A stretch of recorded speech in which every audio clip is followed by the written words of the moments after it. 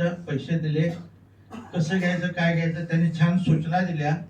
त्यांनी दिलेल्या सूचनेप्रमाणे मी औषध घेत गेलो. साधारणपणे 15 दिवसात माझी शुगर साधारण 256 होती, ती 128 आली. 15 दिवसात एवढा चांगला रिझल्ट मला मिळाला. त्यानंतर एक महिन्याने पुन्हा चेक केली, त्यावेळेला माझी शुगर 104 आली. मी डोक्याला हात लावला, एवढं चांगलं औषध आहे, सोन्यासारखं औषध आहे आणि हे माझ्यासाठीच पाठवलेलं आहे परमेश्वरानं, आणि त्यामुळे आपल्याला हे कंटिन्यू करायला पाहिजे.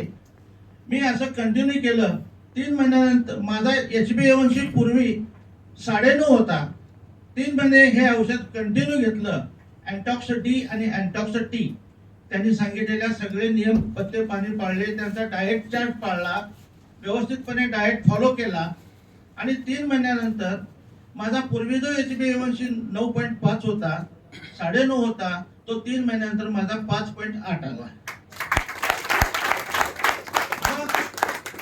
मग मी पुन्हा नाईक सरांना म्हटलं, नाईक सर मी आता काय करू, HbA1c माझा असा आहे. मग ते म्हणाले, डॉक्टरकडे जावा, हा रिपोर्ट दाखवा आणि डॉक्टरांचा सल्ला घ्या. आम्ही याच्या पुढचा सल्ला, गोळ्या बंद करा वगैरे आम्ही सल्ला देत नाही, तो डॉक्टरी सल्ल्याने तुम्ही त्याचा योग्य पद्धतीनं सल्ला घेऊन वापर करा. आम्ही डॉक्टरना रिपोर्ट दाखवला. डॉक्टरने माझी एक गोळी बंद केली सकाळची आणि संध्याकाळची चालू ठेवली. पुन्हा पुढच्या महिन्यात हे औषध कंटिन्यू आहे. पुढच्या महिन्यात पुन्हा चेक केलं, पुन्हा शुगर नॉर्मल आली. डॉक्टर साहेबांना म्हटलं, साहेब मला घाम येतोय.